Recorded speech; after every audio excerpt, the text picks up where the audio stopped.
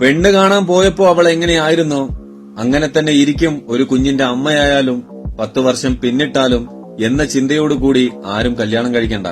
കേൾക്കുമ്പോ ആർക്കെങ്കിലും അത്ഭുതമായി തോന്നുന്നുണ്ടെങ്കിൽ ഈ വാക്കുകളിൽ ജീവിക്കുന്നവരുണ്ട്. ഒരു കുഞ്ഞിന് ജന്മം നൽകിയതിൽ പിന്നെ അവൾ പലർക്കും സൗന്ദര്യമില്ലാത്തവളായി, ഭക്ഷണം കൺട്രോൾ ചെയ്യാത്തവളായി, ഡ്രസ്സുകൾ ചേരാത്തവളായി.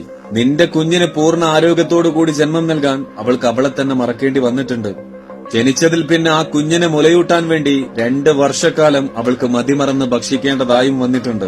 എന്നാൽ ഈ 2 വർഷക്കാലം ഒരു അമ്മ അനുഭവിക്കുന്ന മാനസിക സമ്മർദ്ദം എത്രത്തോളമാണെന്ന് നീയൊക്കെ ചിന്തിച്ച് തുടങ്ങുമ്പോഴേക്കും മുടി നരച്ചും കൊഴിഞ്ഞും തുടങ്ങും. നീയും ഒരു അമ്മയിലല്ലേ ജനിച്ചത്? അന്ന് അവരും അവരുടെ സൗന്ദര്യത്തെക്കുറിച്ച് ചിന്തിച്ചിരുന്നുവെങ്കിൽ ഇന്ന് പൂർണ്ണ ആരോഗ്യത്തോടുകൂടി ഒരു പടുവൃക്ഷമായിട്ട് നിനക്കെന്ന് നിലകൊള്ളാൻ സാധിക്കുമായിരുന്നു. ഒരു പെണ്ണിന്റെ മനസ്സും പ്രതീക്ഷകളും തകർത്തിട്ട് വേണം നിനക്കൊക്കെ നിന്റെ വികാരം ഉണർത്താൻ, അല്ലെ? തനിക്കൊക്കെ എന്തിനാടോ കല്യാണം?